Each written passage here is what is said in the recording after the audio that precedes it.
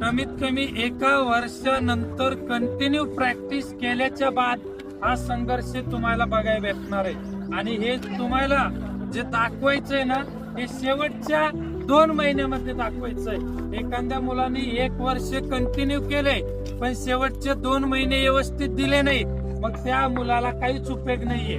त्याच्यामुळे आताचे 2 महिने शेवटचे, जो व्यक्ती प्रॉपर नियोजन करतो, जो व्यक्ती प्रॉपर शेड्यूल बनवतो, जो व्यक्ती त्याच्या नियोजन त्याच्या गोलानुसार चालतो, तो व्यक्ती या 2 महिन्यामध्ये चमकतो।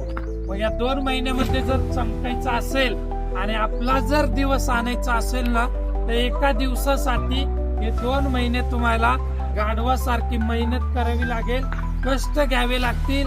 जर आज तुम्ही 8 तास 12 तास झोपले तर वयाच्या 60 पर्यंत तुमची झोप ही 6 तास राहील आणि काम हे तुम्हाला 12 तास करावं लागेल। आपल्याला हे करायचं नाही, कारण का सगळे जे यावर्षी पोलीस होणार आहेत